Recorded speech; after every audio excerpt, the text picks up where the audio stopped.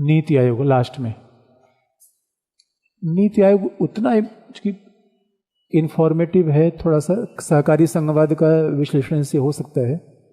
नीति आयोग दोस्तों, ऐसा लगता है क्या कि नेहरू की हर बात को दीनदयाल उपाध्याय में चेंज कर दिया जाएगा? और जहां जहां नेहरू ने कुछ भी बनाया था दोस्तों, वो अब चेंज हो रहा है। पर नेहरू ने क्या बनाया था? योजना आयोग। योजना आयोग को बनाकर क्या कर दिया? National institution for transforming India. ये बताइए पॉलिटिकल है या रियल भी है? इसलिए अगर नीति आयोग से हमें चलना पड़ेगा तो हम शुरू करेंगे प्लानिंग कमीशन से। ऐसा क्या मामला है, प्लानिंग कमीशन आया, फिर प्लानिंग कमीशन में क्या प्रॉब्लम आई, फिर नीति आयोग क्यों बनाना पड़ा, तो थोड़ा कॉन्टेक्स्ट से हम बात शुरू करेंगे। तो कॉन्टेक्स्ट ये है कि पहला, प्लानिंग कमीशन क्यों आया? योजना आयोग।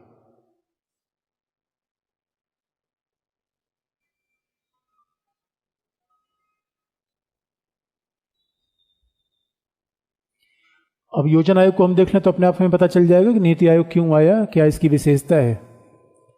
तो पहला, योजना आयोग की संरचना कैसी थी, स्ट्रक्चर कैसा था? प्लानिंग कमीशन का हेड प्रधानमंत्री,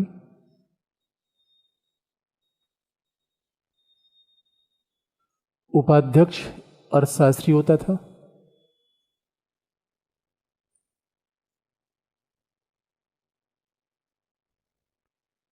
उपाध्यक्ष अर्थशास्त्री होता था, और उसके अलावा इसमें 4 से 7 विशेषज्ञ होते थे। विशेषज्ञ का मतलब अर्थशास्त्री, इंजीनियर, वैज्ञानिक।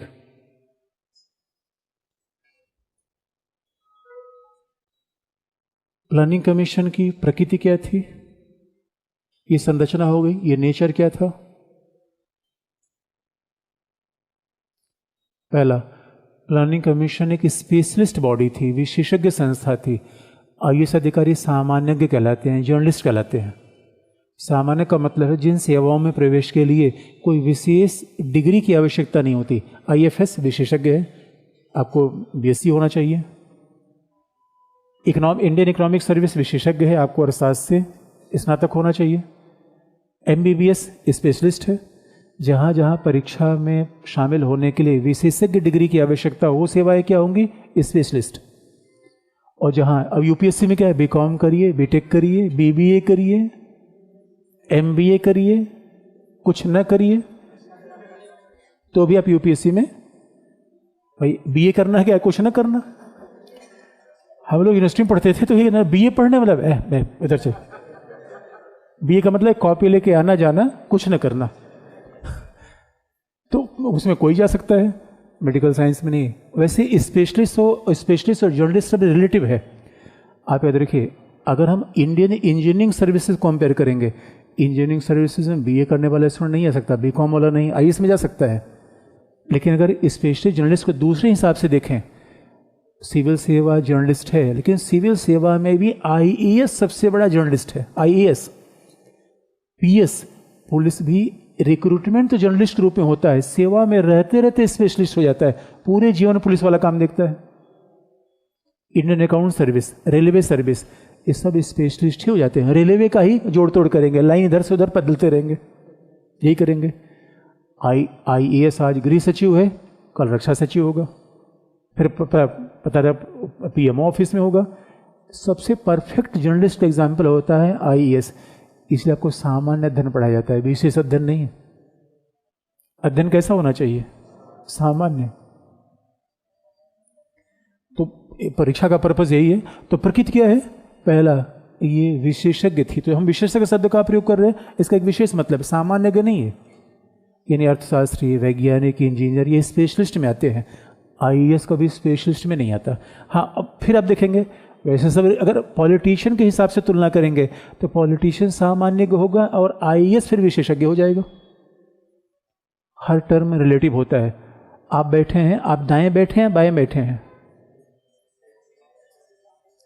सापेक्षिक रूप में, इसलिए हर शब्द अपने आप में। तो लेकिन कौन सी संस्था है?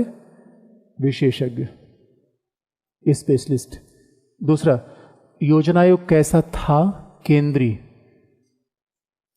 क्योंकि जो बात ध्यान देने की है, ये सेंट्रल बॉडी थी, यानी पूरे भारत के लिए योजना के निर्माण का काम केवल एक प्लानिंग कमीशन का था। ये पूरे भारत के लिए प्लानिंग का काम करती थी प्लानिंग कमीशन, केंद्रीय संस्था। दूसरा, ये सलाहकारी थी, एडवाइजरी।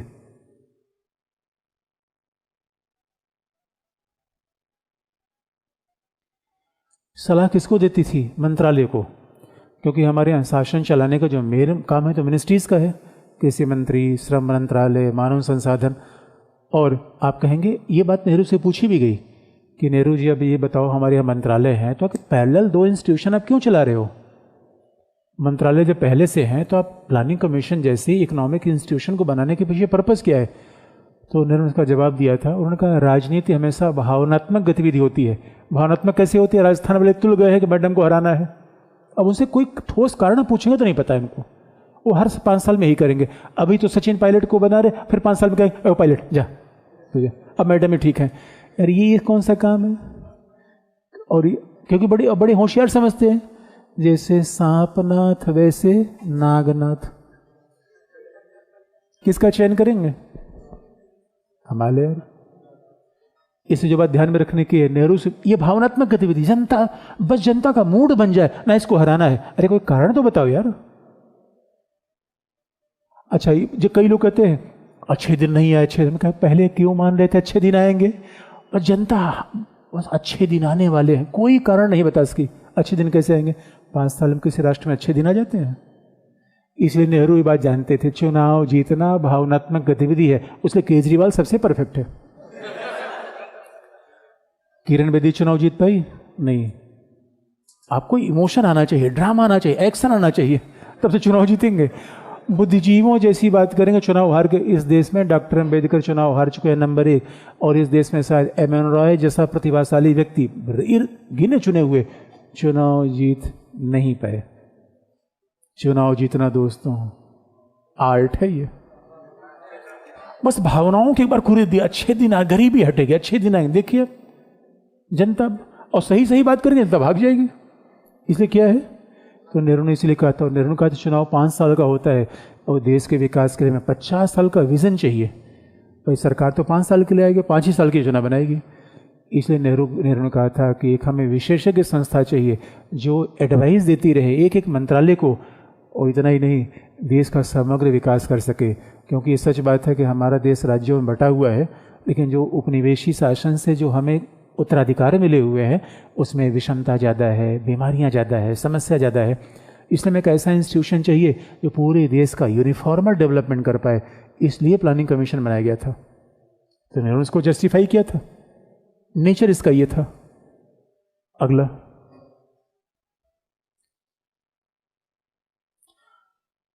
कार्य क्या था?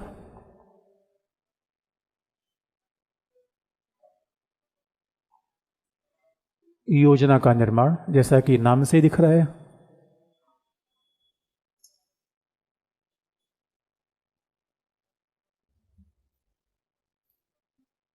दूसरा, योजना की प्राथमिकता का निर्धारण, यानी शिक्षा होगी, स्वास्थ्य होगी। योजना की प्राथमिकता का निर्धारण।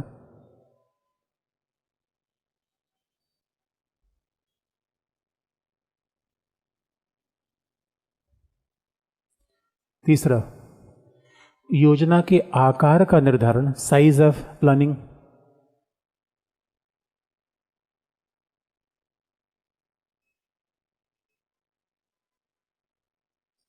चौथा, राज्यों के आर्थिक अनुदान का निर्धारण।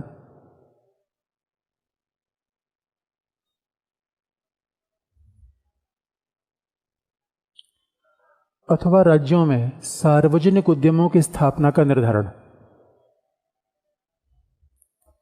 अथवा राज्यों में सार्वजनिक उद्यमों की स्थापना के बारे में योजना आयोग सलाह देता था, पब्लिक सेक्टर की स्थापना के बारे में।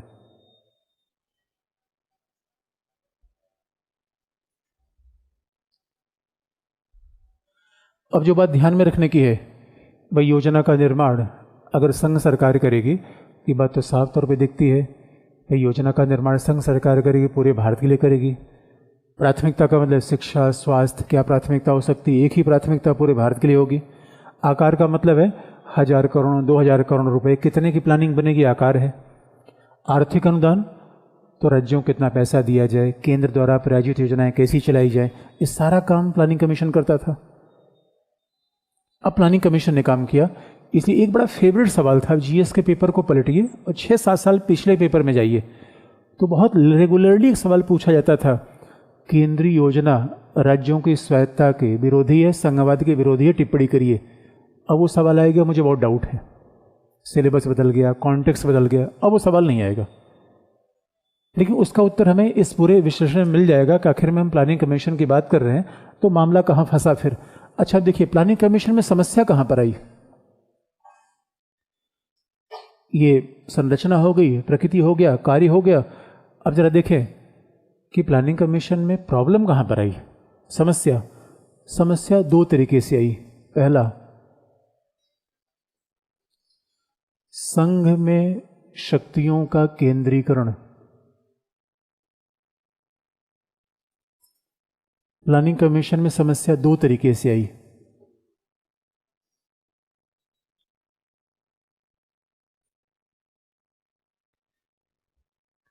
संघ में शक्तियों केंद्रीकरण, और एक खास बात है, हमारे संविधान में पहले से संघ सरकार की शक्तियां ज़्यादा हैं। यानी इसीलिए कहा जाता है कि हमारे संविधान में बहुत सारी टेंडेंसी ऐसी है जो एकात्मक लक्षण की दिखती है।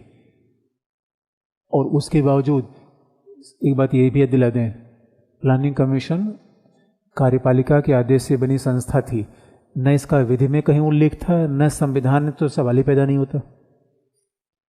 ये संस्था संविधानेतर भी थी, विधानेतर भी थी। इसका किसी विधि में उल्लेख नहीं था, संविधान में उल्लेख नहीं था, प्लानिंग कमीशन बन गया। इसका मतलब है, और बन तो ऐसा गया कि ऐसा लगने लगा कि संविधान के कई प्रावधानों को अंडरमाइन कर रहा है। तो संघ की भारी इसलिए कहा जाता है कि हमारे संघवाद को शक्तिशाली बनाने में 2 फैक्टर ऐसे थे जो संविधान में नहीं थे, संघ को और शक्तिशाली प्रदान कर दे रहे थे।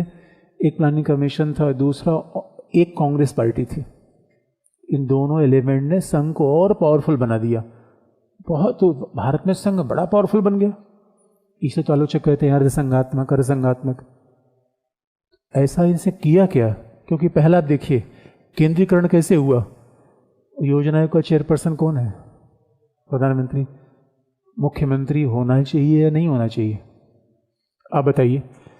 अब आप देखेंगे योजना आयोग से शक्तियों केंद्रीकरण कैसे होता है। इसका हम एक आपको बहुत बेसिक चीज बात बता दें।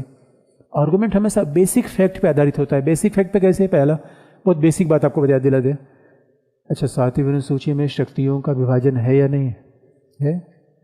तो शक्तियों के विभाजन के अनुसार स्वास्थ्य पर प्लानिंग किसकी होनी चाहिए? स्वास्थ्य किस सूची का विषय है?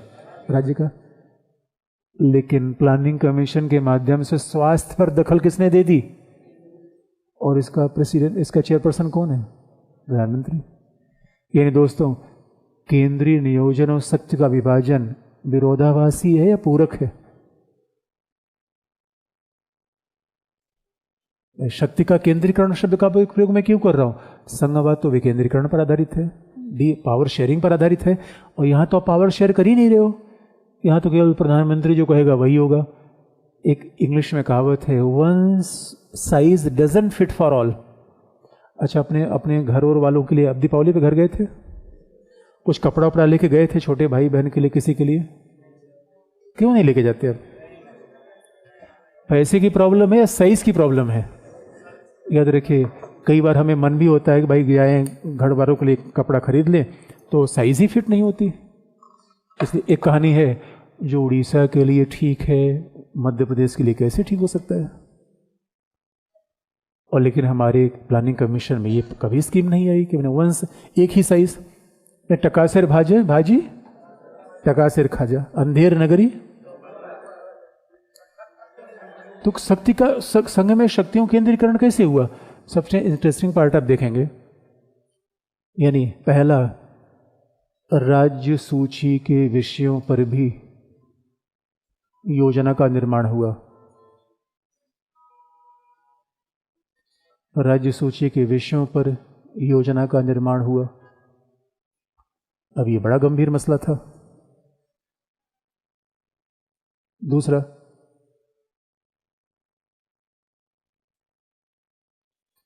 राज्य सूची के विषयों पर योजना का निर्माण होने लगा। भाई सीधे सिंचाई हुआ, कृषि हुआ, स्वास्थ्य हुआ, सीधे राज्य के विषय थे। राज्यों ने कहा ये कौन सी बड़ी बात, ये आप स्वायत्तता खत्म कर रहे हो। और दूसरा, राज्यों को अनुदान वित्त आयोग को देना चाहिए या प्लानिंग कमीशन को। वित्त आयोग की भूमिका को दबा के किसने, वित्त आयोग को उठा के पटक दिया दोस्तों प्लानिंग कमीशन ने, जैसे राखी सावंत को पटक दिया पहलवान ने। कमाल है यार, ये सब जोश में काम कभी नहीं करने चाहिए। पॉलिटिक्स में पढ़ने पर थोड़ा हमें होशियारी सीखना चाहिए दोस्तों। बताइए, जोश में चले गए, उठा के पटक दिया। वैसे प्लानिंग कमीशन ने किसको उठा के पटक दिया? वित्त आयोग को। वित्त आयोग संवैधानिक संस्था, अनुदान देना चाहिए वित्त आयोग को, अनुदान देने कौन लगा? Planning commission. दूसरी आपत्ति कैसे आई? वित्त आयोग की भूमिका,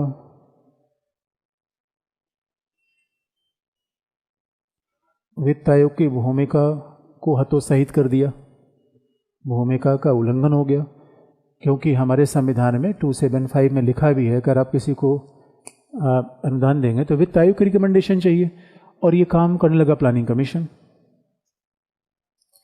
इसलिए प्लानिंग कमीशन तो लगातार पावरफुल बनने लगा, और ऐसा लगा कि, और तीसरा, प्लानिंग में राज्यों की भूमिका थी नहीं। भाई सेंट्रल क्यों? फेडरल बॉडी में प्लानिंग भी तो फेडरल होनी चाहिए, प्लानिंग भी तो फेडरल होनी चाहिए। दूसरी बात आप याद रखिए, जो प्रधानमंत्री होता है किसी किसी दल का व्यक्ति होता है, और दल की विचारधारा होती है।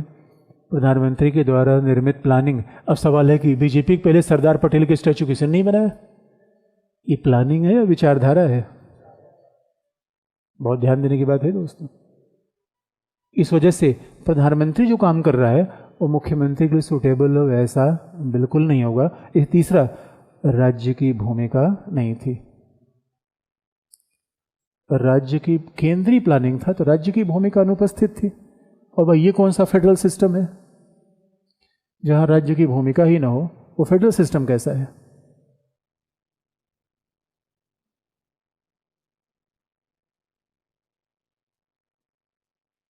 इसलिए बहुत जेन्युइन कारण थे कि संघ, इसलिए प्लानिंग कमीशन के रोल पे विवाद उठा, बहुत जेन्युइन कारण थे।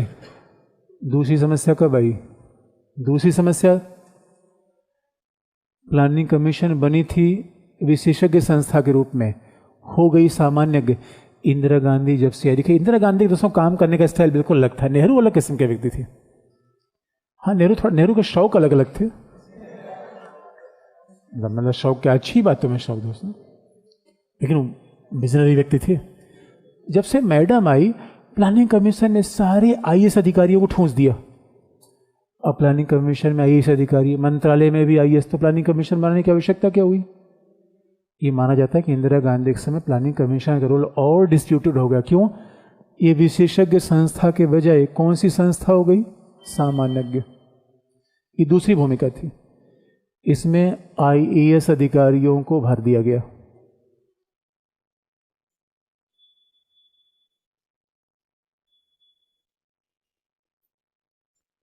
इसमें आईएएस अधिकारियों को शामिल कर दिया गया। इसलिए प्लानिंग कमीशन पर इतना डिस्प्यूट हो गया कि 67 के बाद जब राज्यों ने स्वायत्तता की मांग उठाई तो उनका टारगेट हमेशा प्लानिंग कमीशन था। प्लानिंग कमीशन को खत्म किया जाए, प्लानिंग कमीशन बेकार की संस्था है। और जनता पार्टी शासन जब आई तो उसने कहा था कि रोलिंग प्लानिंग। जनता पार्टी सरकार ने कहा 5 वर्ष की योजना नहीं चलेगी, 1-1 वर्ष की योजना चलेगी। इंदिरा गांधी फिर कहा 5 वर्ष की योजना चलेगी। यानी प्लानिंग कमीशन राजनीतिक बन गया। ये विशेषज्ञ था, सलाहकारी था, इसके बजाय क्या हो गया? इसकी भूमिका पर राजनीतिक विवाद खड़ा हो गया। तो लोगों ने कहा भाई ये विशेषज्ञ संस्था नहीं है, तो पॉलिटिकल इंस्टीट्यूशन है, इसको खत्म किया जाए। तो डिस्प्यूट बहुत हो गया।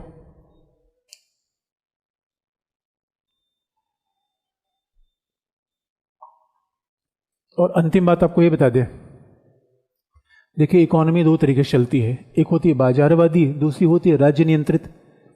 प्लान कौन करेगा? राज्य। अगर अर्थव्यवस्था में राज्य का नियंत्रण होगा तो ये बाजारवादी इकोनॉमी नहीं होगी। 1991 के बाद हमने अर्थव्यवस्था कैसी अपनाई? बाजारवादी। प्लान्ड इकोनॉमी और मार्केट इकोनॉमी दोनों शब्द सुनने में विरोधाभासी लगते हैं। प्लान्ड इकोनॉमी का प्रयोग हमने सोवियत संघ से किया था और सोवियत संघ समाजवादी था। किसी पूंजीवादी देश में नियोजित अर्थव्यवस्था जैसा कोई शब्द होता ही नहीं, क्योंकि प्लान्ड इकोनॉमी का मतलब state interfered economy, state controlled economy. इस वजह से जब 1991 में उदारीकरण अपना लिया तो उन्होंने कहा भाई ये कौन सा योजना आयोग क्या ढो रहे हो, इसको खत्म करो। यहाँ पे भी सवाल खड़ा हो गया। इसलिए आप याद रखेंगे इन बातों पर ऑब्जेक्शन हुआ है। लेकिन हम इस बात को आगे नीति आयोग पर बढ़ने से पहले इसीलिए नीति आयोग जैसी संस्थाओं की स्थापना करनी पड़ी। एक तीसरा कारण क्या था? चौथा, उदारीकरण के बाद जब अर्थव्यवस्था लिबरलाइज हो गई, उदारीकरण के बाद राज्य नियंत्रित योजनाओं पर स्वाभाविक सवाल खड़े हो गए।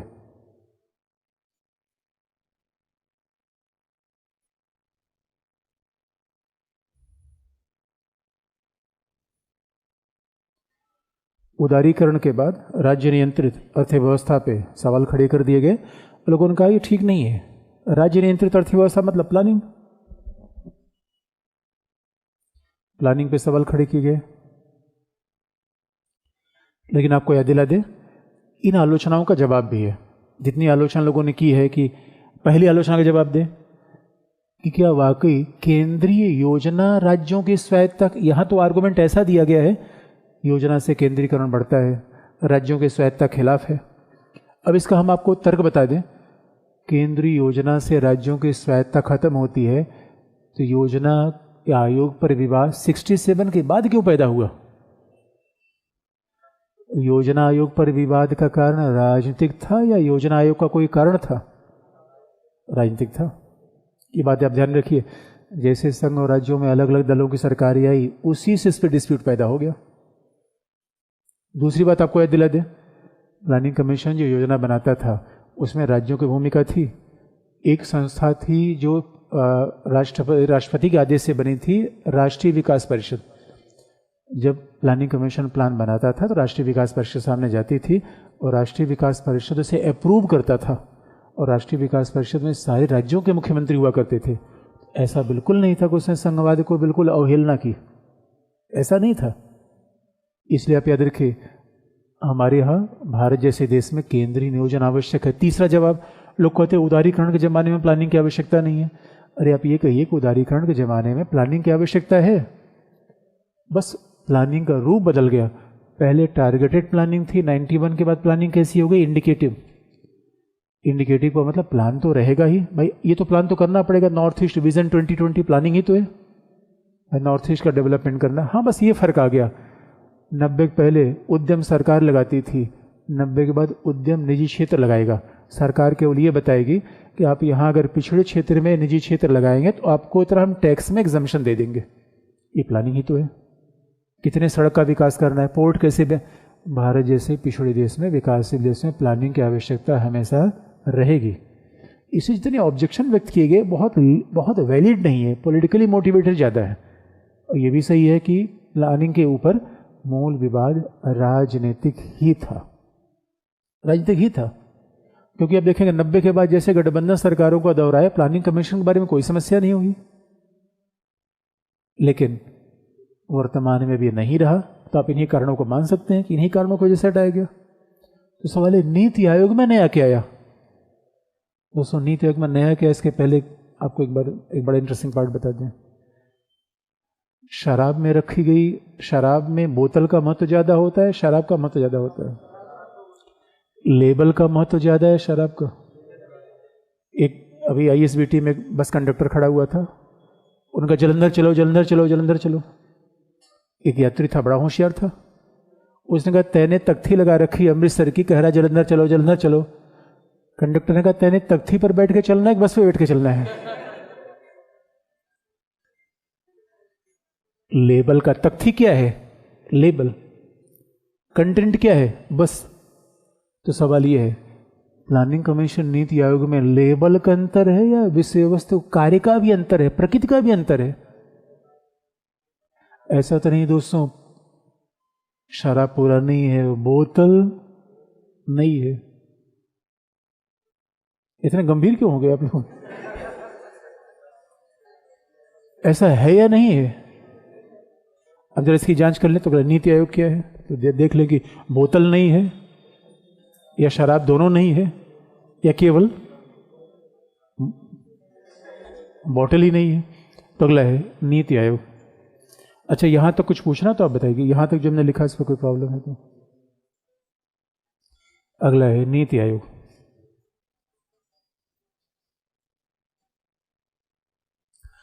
इसलिए देखिए, जो प्रश्न अगर पूछा गया था केंद्रीय नियोजन संघीय नियोजन राज्यों के संघवाद के खिलाफ है, तो सारे ये पॉइंट आप लिख देंगे जो अभी मैंने साफ किया। और उसके बाद अनुकूल कैसे है, तो एनडीसी को आप लिख देंगे, इसलिए वो अनुकूल है। और विवाद राजनीतिक थे, भारत जैसे विशाल देश में योजना होनी चाहिए। अब जरा देखिए, नीति आयोग की पहले हम देखें संरचना क्या है। अच्छा, दूसरी बात भी, प्लानिंग कमीशन साथ एक बात और लिख लीजिएगा, इसका सचिव हुआ करता था आईएएस ऑफिसर, सचिव नियुक्त होता था, उपाध्यक्ष के नीचे सचिव जो हमेशा आईएएस होता था। प्लानिंग कमीशन का एक सचिव होता था जो आईएएस होता था।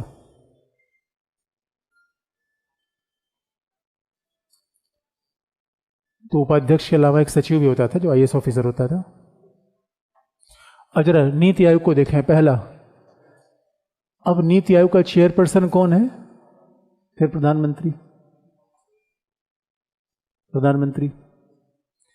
अब देखिए, पहले लिखा था डिप्टी चेयरमैन, चेयरपर्सन, अब क्या है वाइस चेयरपर्सन। और वाइस चेयरपर्सन कौन है, उपाध्यक्ष, हिंदी में तो वही नाम होगा उपाध्यक्ष। एक उपाध्यक्ष होगा जो अर्थशास्त्री होता है। तीसरा, जो पहले प्लानिंग कमीशन में सचिव होता था, और उसका नाम क्या रख दिया गया, सीईओ। थोड़ा निजीकरण का टच दिखता है, चीफ एग्जीक्यूटिव ऑफिसर, ये तो एमएनसीज में होता है। सीईओ, प्रधानमंत्री, उपाध्यक्ष अर्थशास्त्री, मुख्य कार्यकारी अधिकारी आईएएस। अगला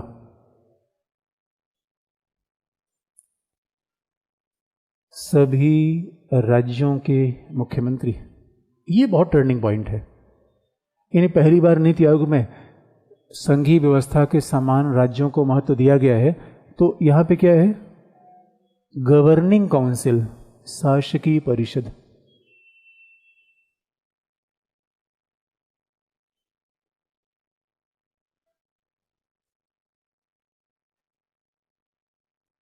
गवर्निंग काउंसिल में सभी राज्यों के मुख्यमंत्रियों को शामिल किया गया है शासकीय परिषद में।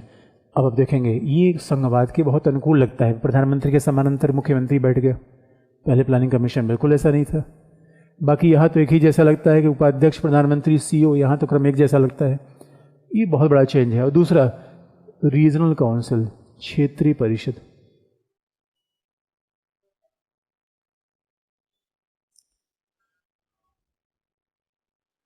क्षेत्रीय परिषद समय समय पर बनाया जाएगा, जो अलग अलग राज्यों की अलग अलग समस्याओं को देखते हुए होगा। जैसे नक्सल हिट स्टेट का अलग परिषद बना ली जाएगी, केवल नक्सली प्रभावित राज्यों के मुख्यमंत्रियों को बुलाया जाएगा। जबकि शासकीय परिषद में सभी राज्यों के मुख्यमंत्रियों को इनवाइट किया जा सकता है। और शासकीय परिषद में सभी राज्यों के मुख्यमंत्री होंगे ही, इनवाइट किया सभी राज्यों के मुख्यमंत्री होंगे। काम कैसे करता है, अलग अलग राज्यों के मुख्यमंत्रियों के नेतृत्व में टास्क फोर्स बनती है। इससे फर्क तो है। प्लानिंग कमीशन में क्या होता, सारा नेतृत्व प्रधानमंत्री के हाथ में था।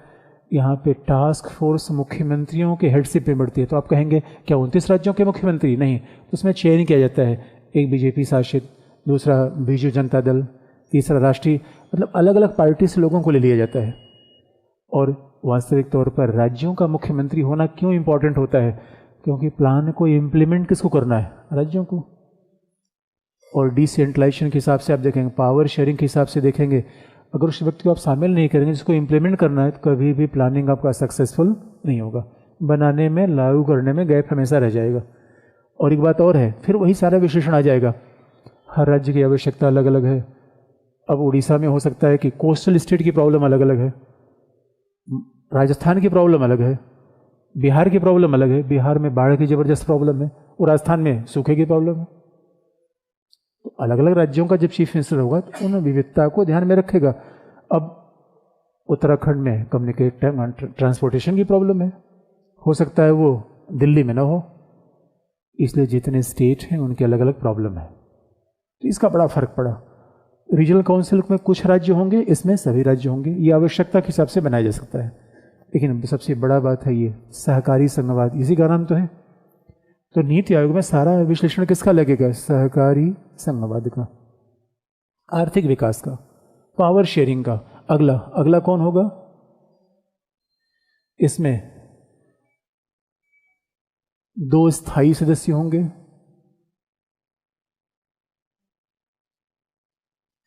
कुछ पार्ट टाइम मेंबर को बुलाया जा सकता है,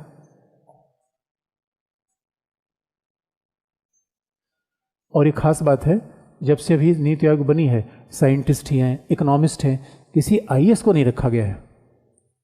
तो ये बात ध्यान में रखा गया कि स्थायी सदस्यों में साइंटिस्ट हैं, विवेक देवरॉय, अर्थशास्त्री हैं। स्थायी सदस्य, पार्ट टाइम सदस्य बुलाया जा सकता है। और अगला है संघ सरकार के मंत्रिमंडल के 4 सदस्य मनोनीत होंगे। प्रधानमंत्री के द्वारा संघ सरकार के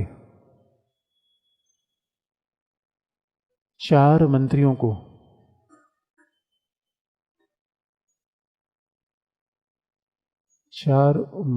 को मनोनीत किया जाएगा,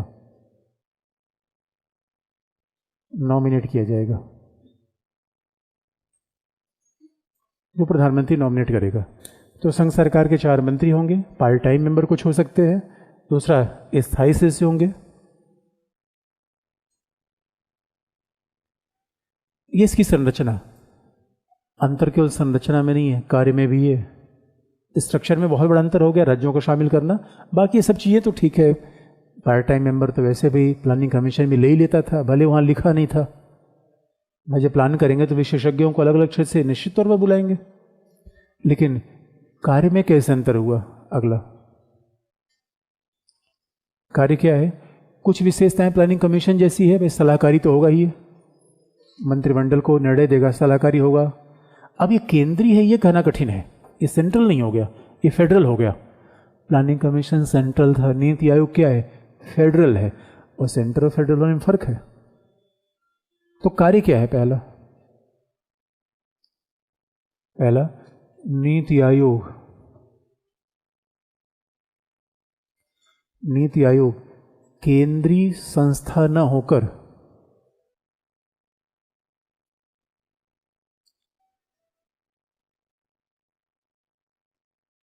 संघीय संस्था बन गई है।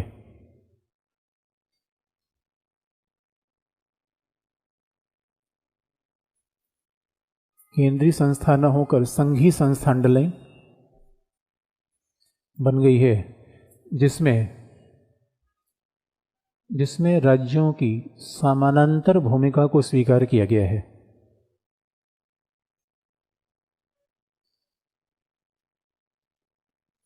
राज्यों की समानांतर भूमिका अंडरलाइन, राज्यों की समानांतर भूमिका को स्वीकार किया गया है, जो संघवाद की पावर शेयरिंग की धारणा के अनुकूल है। जो संघवाद की पावर शेयरिंग की धारणा के अनुकूल है।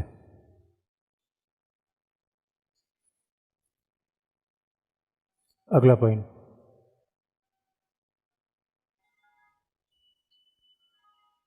भारत जैसे विशाल और विविधतापूर्ण राष्ट्र में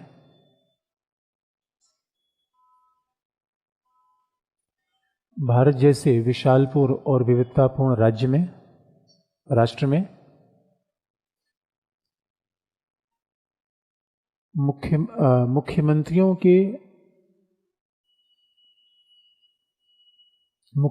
की समान भूमिका के कारण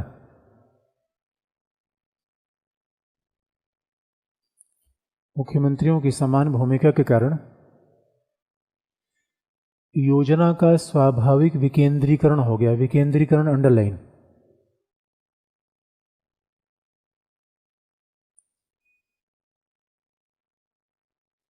योजना का स्वाभाविक विकेंद्रीकरण हो गया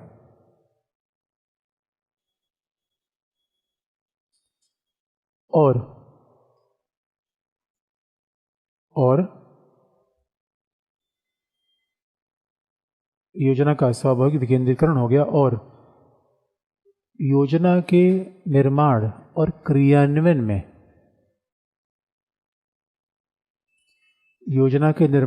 क्रियान्वयन में राज्यों की भूमिका प्राथमिक हो गई। राज्यों की भूमिका प्राथमिक अंडरलाइन।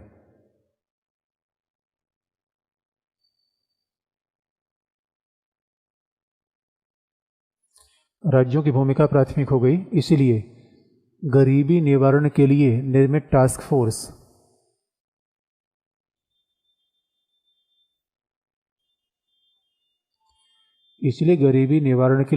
टास्क फोर्स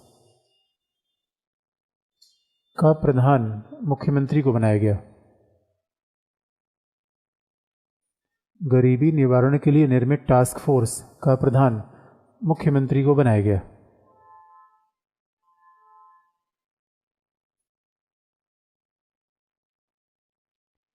निर्मित टास्क फोर्स का प्रधान मुख्यमंत्री को बनाया गया। तीसरा, नीति आयोग एक विशेषज्ञ संस्था है।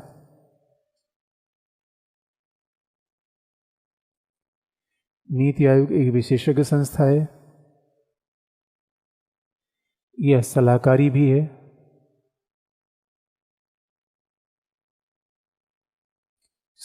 भी है। जिसका वित्त के आवंटन में कोई भूमिका नहीं होगी। जिसकी वित्त के आवंटन अंडरलाइन। जिसकी वित्त के आवंटन में कोई भूमिका नहीं होगी और वित्त के आवंटन का दायित्व राज्यों को दिया गया है।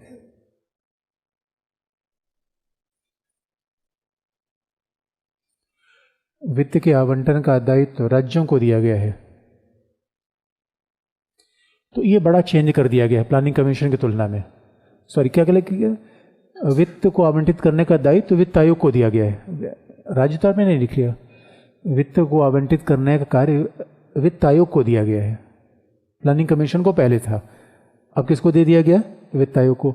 यानी ये संस्था पूर्णतः एक तरीके से थिंक टैंक के रूप में काम करेगी, सलाह के रूप में काम करेगी। अगला, नीति आयोग के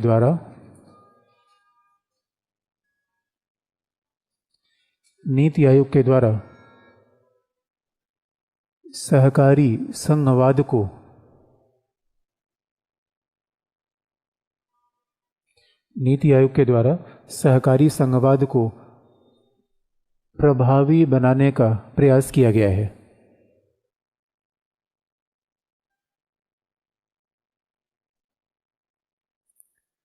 नीति आयोग के द्वारा सहकारी संघवाद को प्रभावी बनाने का प्रयास किया गया है।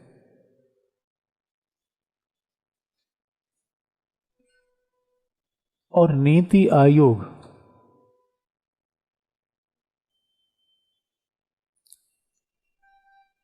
आयोग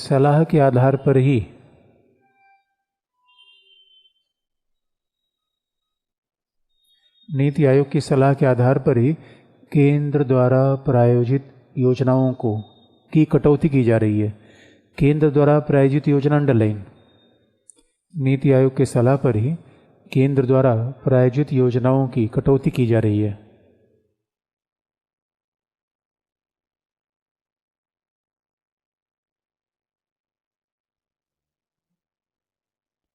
केंद्र द्वारा प्रायोजित योजनाओं की कटौती की जा रही है। इसलिए आप देखेंगे ये नीति आयोग का रोल है। तो अब जितने आप ये बात इसलिए कहा जाता है कि भारतीय संघ व्यवस्था में फेडरलाइजेशन की टेंडेंसी बढ़ रही है। यानी कुछ ऐसे एग्जाम्पल अगर हमें बताना हो कि कौन से ऐसे कारण हैं जिससे आप कहेंगे कि भारत में संघ की प्रवृत्तियां मजबूत हो रही हैं, तो सब पहला बताएंगे सेंट्रलाइजेशन का पहला पॉइंट प्लानिंग कमीशन नहीं रहा, नीति आयोग लाया गया। वैसे सैद्धांतिक तौर पे ही सही, हमने माना कि हो सकता है व्यवहार में उसने कोई काम ना किया हो, सैद्धांतिक तौर पर मुख्यमंत्रियों को बराबर का दर्जा देना एक कम बात नहीं है। और यहाँ से फाइनेंस कमीशन के रोल को जोड़ के देखिए, नीति आयोग ने रिकमेंडेशन दिया, इसलिए अब देखेंगे कि फाइनेंस कमीशन ने सेंट्रली स्पॉन्सर्ड स्कीम को ज़्यादा से डाउन साइज किया है और राज्यों के हिस्सों को बढ़ा के 42% कर दिया। राज्यों को मिलने वाले कुल पैसे में बहुत बड़ा चेंज नहीं हुआ। और सेंट्रली स्पॉन्सर्ड स्कीम का घाटा क्या होता है, उसमें शर्त बांध दी जाती है। पहला, भाई राज्य का मुख्यमंत्री अच्छे से बता सकता है कि जो स्कीम आप ला रहे हैं वो हमारे लिए ठीक नहीं है, संघीय ढांचे के हिसाब से ठीक नहीं है, हमें पैसा दीजिए, शर्त मत बांधिए, अपनी प्राथमिकता से हम उसे खर्च करेंगे। और अब तो एक एक राज्यों का नहीं, आप देखते होंगे हर दिन हर नीति आयोग ने कोई रिकमेंडेशन देता है कि भारत में 30 बढ़िया विश्वविद्यालय बनाए जाए, राज्यों के बीच कैसे कंपटीशन हो। अब तो इंडेक्स निकलने लगा कि इंफ्रास्ट्रक्चर के मामले में कौन बेस्ट है, स्वच्छ भारत अभियान को कैसे बेहतर किया जाए, सब मामले पे नीति आयोग की सलाह आ रही है। इसने चेंज किया है सिस्टम को। अब बड़े विवाद का सवाल है, कई लोग कहते हैं अरे भाई वही प्लानिंग कमिश्नर था, नाम बदल गया, लेकिन निश्चित तौर पर बदलाव तो है, क्योंकि इंदिरा गांधी के समय उसका हाईली ब्यूरोक्रेटाइजेशन हो गया था, उस चीज़ को पीछे किया गया है। अब उसमें विवाद का विषय है कि बोतल नहीं है, शराब नहीं है, ये तो एक पॉइंट ऑफ व्यू से विवाद का विषय है। जो कांग्रेस के समर्थक लोग हैं वो कहते हैं ना केवल बोतल नहीं है, लेबल नया है, बात तो सब वही है। कुछ लोग कहते हैं नहीं है, इसमें परिवर्तन है, यानी अपने आप में। और अगर आपसे पूछा जाए क्या इंडिया में फेडरलाइजेशन की टेंडेंसी बढ़ रही है, उसका एग्जाम्पल है यस। कारण हम तर्क आपको बता दें, स्वाभाविक रूप में एक दल का प्रभाव अब नहीं रहा और राज्यों के मुख्यमंत्रियों को शक्तिशाली होने के साथ राज्यों को ज़्यादा हिस्सा मिला शक्तियों में, वित्त में। दूसरा, 356 का दुरुपयोग कम हुआ, लगभग मिनिमाइज हो गया है, लगभग कम हो गया है। तीसरा, प्लानिंग कमीशन के बजाय नीति आयोग आ गया। चौथा, राज्यों को वित्त में मिलने वाला हिस्सा लगातार बढ़ रहा है। पांचवा, सेंट्रली स्पॉन्सर्ड स्कीम को कम किया जा रहा है। और छठा, पावर को डेवोल्यूशन करके पंचायती राज को आगे ला दिया गया है। इसे भारत में फेडरलाइजेशन की टेंडेंसी आगे बढ़ रही है। अगर आप 1950 से लेकर आज की डेट में देखेंगे, ईस्वी 290 के बाद सही भारत में एक नया संघ आया। नेहरू के सामने कोई मुख्यमंत्री बहुत पावरफुल पोजीशन नहीं होता था, आज मुख्यमंत्री डिक्टेट करता है। यदि मोदी के आने के बाद थोड़ा सा मामला चेंज हुआ है, फिर भी अब भारत में संघ के मजबूत होने के कारण आप देखेंगे मध्य प्रदेश का चुनाव शिवराज सिंह चौहान के नाम पे हो रहा है, मोदी के नाम पे नहीं। ये भारत में मुख्यमंत्रियों के बढ़ते कद का एग्जाम्पल है। इंदिरा गांधी के समय it was like impossible, Indira Gandhi के नाम पे कल चुनाव होता था, अब वो ऐसी चीज़ें नहीं रही। रमन सिंह का चुनाव जो 15 साल से मुख्यमंत्री रहे उसको बदल न दिया जाए। इंदिरा गांधी ने मुख्यमंत्री को 1 साल से काम नहीं कर, 1 साल ज़्यादा दौड़ा दिया। आंध्र प्रदेश में 5 साल में 5 मुख्यमंत्री बदल रखे थे और एक मुख्यमंत्री 15 साल रह चुका है और 20वें के लिए चुनाव लड़ रहा है। ये तो संघवादी व्यवस्था मजबूती तो आप देखेंगे। तो कई लोग कहते हैं कि ना आधा संघवाद है, राज्य की सरकार का रहना संघ की मर्जी पर है। राज्य की सरकार का रहना संघ की मर्जी पर होता तो नवीन पटनायक होते क्या। इसे भारत में फेडरलाइजेशन टेंडेंसी बढ़ रही है और ये भारत के लिए, डेमोक्रेसी के लिए बहुत ही अच्छी बात है। फेडरलाइजेशन बढ़ना, राज्यों की स्वायत्ता की बढ़ना, यदि आप उसके लिए कुछ चैलेंजेस ही हैं तो आपके सिलेबस में चैलेंज भी है। चैलेंज तो ही है, नए राज्यों की मांग आती है, चैलेंज है, ज़्यादा पैसे की मांग आती है, चैलेंज है, विघटनवादी प्रवृत्तियाँ, ये भी चैलेंज है। तो चैलेंज भी है, ऐसा नहीं कहते सारी समस्याएं हल हो गई हैं, लेकिन बहुत ही पॉजिटिव साइन है ये। संघवाद का चैप्टर यहीं पे समाप्त।